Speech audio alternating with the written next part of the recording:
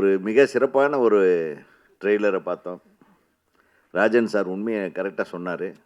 இன்னா செய்தாரை ஒரு தலைவர் நான் நன்னையும் செய்து விடல். அது வந்து சும்மா தப்பு பண்ணுறவங்க நம்மளுக்கு ஏதாச்சும் இப்போ நம்ம போகிற போக்கில் டப்புன்னு பின்னாடி ஒன்று அடித்தோன்னா அவன் நம்ம அடிக்காமல் போகிறது நாண நன்னையும். சும்மா நம்ம கூட இருக்கிற ஒருத்தர் கொலை பண்ணிட்டாங்கன்னு அவனை சும்மா விட முடியுமா? அதை தான் அதுக்கும் வள்ளுவன் ஒரு குரல் எழுதியிருக்கிறார் ராஜன் சார். நீங்கள் பள்ளிக்கூடம் வேறு வச்சு நடத்துகிறீங்க. நீங்கள் எப்படி போய் வந்து இது பாரிஸ் கார்னரில் கடையாக பூந்து அடிச்சிங்க? சாதாரண அடியா அது? என்ன ஏன் நீங்கள் அப்போ நானும் நன்னையும் செய்யலை? சொல்லுங்க தலைவா. ஆளுக்கு ஒரு நீதி மேடைக்கு ஒரு பேச்சா? என்ன ஒல்லு பாருங்க இவருக்கு. இவர் வேணா தமிழ் படத்தை கேசட்டில் திருட்டு விசிடி வந்துருச்சுன்னு உள்ளே பூந்து அடிப்பார்.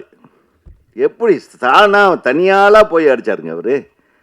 அந்த அளவுக்கு வந்து திரைப்பட உலகத்தின் மேலே ஒரு நல்ல இது. அதே மாதிரி தான் இந்த சமுதாயத்து மேலே ஒரு நல்ல எண்ணம். சமுதாயத்தை வந்து நல்லபடியாக நம்ம கொண்டு வரணும்னா தப்பு செய்கிறவன அங்கங்கே தண்டிக்கணும். அதுக்கு திருவள்ளுவர் இழுத்துட்டான். ஏன்னா இல்லைன்னா சென்சாரில் மாட்டிக்குவான். இவன் விவரமான நாள் தான். வள்ளுவரே சொல்லிட்டாருங்க. வள்ளுவர் பாருங்கள், எல்லாருமே நம்ம கொண்டாடுறோம். ஏங்க சென்சார் நம்ம போலீஸ் இருக்கும்போது நீ போலீஸுடைய இடத்துல நீ இன்னொருத்தனை கொலை பண்ணக்கூடாது அப்படின்னு சொல்லுவோம். போலீஸே குற்றவாளியாக இருந்தால் என்ன பண்ணுறது? பண்ணுற நீ எது பண்ணாலும் ஓகே. ஆக மொத்தம் இயக்குனர் சங்கத்திலேருந்து தைரியமாக ஒருத்தன் வள்ளுவனை வச்சு கத்தியோட ஒரு வள்ளுவனை கொண்டாந்துருக்காங்க.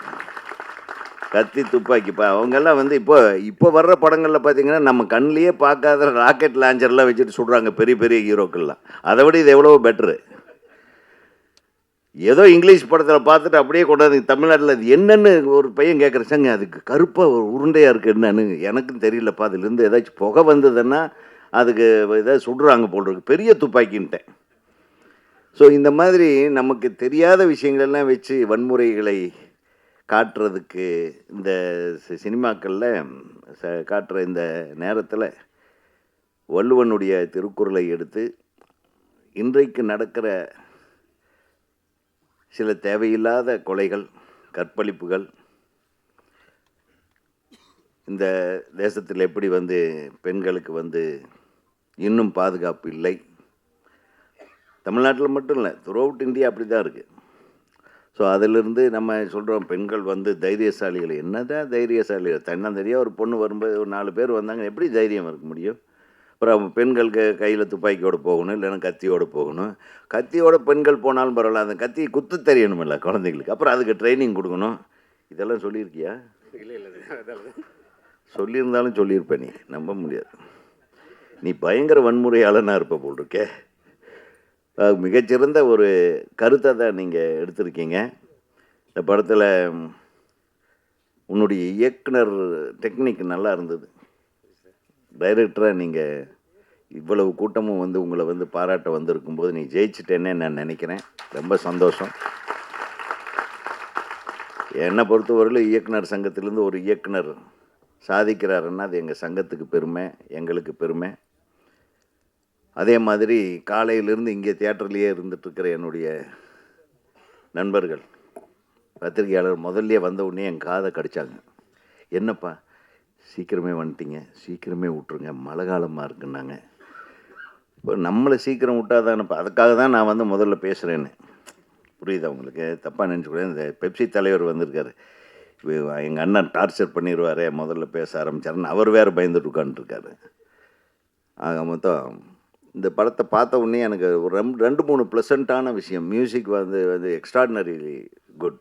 ரொம்ப நல்ல இசையமைப்பு பண்ணி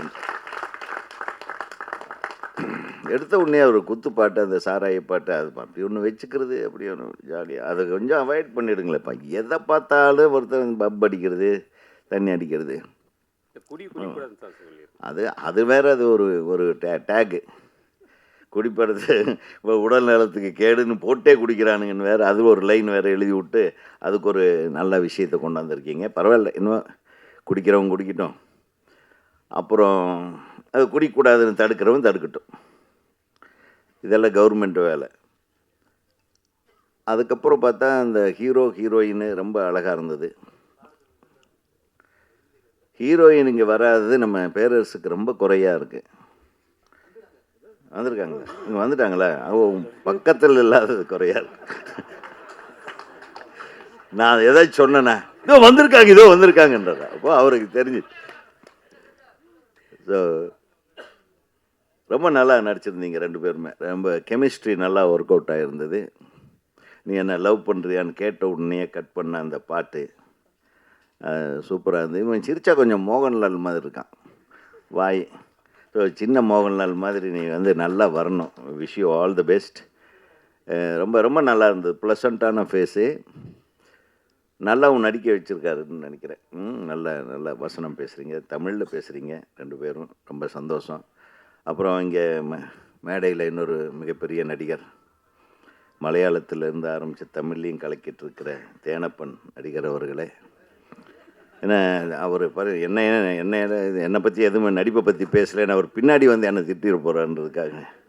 ஏன்னா இப்போ அவர் தயாரிப்பாளர்லாம் இல்லை, பல தயாரிப்பாளரை காப்பாற்றுங்கிற நடிகராக மாறிட்டார். ஆக தேனப்பன் அவருக்கு நீங்கள் நடிச்சிருக்கீங்களா இதில்? பரவாயில்ல. நீங்கள் நடிக்காத ஒரு படத்துக்கு இங்கே வந்து இவ்வளோ நேரம் உட்காந்துருக்கிறது பெரிய விஷயம். ஏன்னா பெரிய நடிகர்களுக்கெல்லாம் டேட்டு கிடைக்கிறது, டைம் கிடைக்கிறது கஷ்டம் இல்லையா செல்வா? ஆமாம். இது ரொம்ப நன்றி சார். எங்கள் இயக்குனர் சங்க உறுப்பினருக்காக நீங்கள் வந்து மேடையில் இவ்வளோ தூரம் இருந்தது நன்றி. அதே தம்பிங்க நிறைய பேர் இந்த படத்தில். அப்புறம் பரத் வந்திருக்காரு, அவர் நட்புக்காக வந்திருக்காரு. கரெக்டாக பரத் சார்? ஒரு மிகச்சிறந்த நடிகர் அவர். பரத் டான்ஸ் ஆடினா வந்து தமிழ்நாடே ஆடும். அந்த மாதிரி அவர் one of the very finest artist. அவர் இந்த வருஷம் ஒரு மிகப்பெரிய படத்தை பண்ணணும் அப்படின்னு நான் எங்கள் சங்க சார்பாக, பக்கத்துலேயே உங்கள் டைரக்டர் ஒருத்தர் உட்காந்துருக்காரு, அவரை வச்சே நீங்கள் பண்ணலாம். திரும்பவும் இன்னொரு படம் பண்ணுங்கள் பழனி மாதிரி. இன்னும் நிறைய ஊர் பேர் அப்படியே யூஸ் பண்ணாமல் இருக்காங்க. டைரக்டருக்கு ரொம்ப குஷியாகிடுவார் அவர். போகிற போக்கில் டைட்டில் அப்படியே பைக்கில் போயிட்டுருக்கும்போது இப்படி பார்ப்பார், காரில் போயிட்டுருக்கும்போது இந்த ஊர் பேர் வச்சிடலாம், இந்த ஊர் போகிற வழியில் டைட்டில் வைக்கிற ஒரே ஆள் நீங்கள் தம்பி பேரரசு தான். ஏன்னா செல்வமணி சார் சொன்னீங்கன்னா அவர் யோசனை பண்ணால் கொஞ்சம் கிராண்டியர், அவர் கொஞ்சம் பெரிய ஆர்டிஸ்ட் வேணும் செல்வமணி சாருக்கு. அவருக்கு நம்மளுக்கு ஒரு வயக்காடு இருந்தால் போது படத்தை முடிச்சுட்டு வந்துடுவேன். வயக்காடு, 4 ஆடு மாடு, ஒரு பின்னாடி ஒரு நல்ல அழகான ஒரு மலை, ஒரு ஆறு, இவ்வளோ தான் நம்ம லொக்கேஷன். ஸோ ஆமாம், கூட்டு வண்டி இப்போ கட்ட வண்டி இருந்தாலும் பரவாயில்ல. ஸோ அதாவது ரொம்ப வந்து சீரியஸாக பேசி இந்த சினிமாவில் நம்ம திருத்த போகிறோம், நம்ம வாழ வைக்க போகிறோம். இப்போ தயாரிப்பாளர் சொன்னார், உங்கள் தமிழ் சினிமாவை வாழ வைக்கிற பாவம் அவருக்கு. அவர் தெரியல, நம்ம தமிழ் சினிமாவுக்காகவே தான் பண்ணணும் அப்படின்றதுக்காக அவர் சொல்கிறத தப்பாக சொல்லிட்டாரு. தமிழ் சினிமாவை வாழ வைக்கிறதுக்காக தான் நாங்களும் கஷ்டப்பட்டுருக்குறோம்.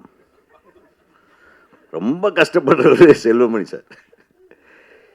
ஏன்னா தினம் பஞ்சாயத்து, தினம் இந்த சினிமாவுக்கு வேற ஒரு லெவலுக்கு நம்ம சினிமாவை கொண்டு போவோம். வெளிநாடுகள்லாம் பார்த்தீங்கன்னா நம்ம ஒரு டிக்கெட் வாங்கும்போதே அந்த டிக்கெட் காசில் ஹீரோவுக்கு ஒரு பர்சன்டேஜ் சம்பளம் போயிடும், டைரக்டருக்கு ஒரு பர்சன்டேஜ் போயிடும், நடித்த நடிகர்களுக்கு போயிடும், டிஸ்ட்ரிபியூட்டருக்கு போயிடும், தயாரிப்பாளருக்கு காசு போயிடும்.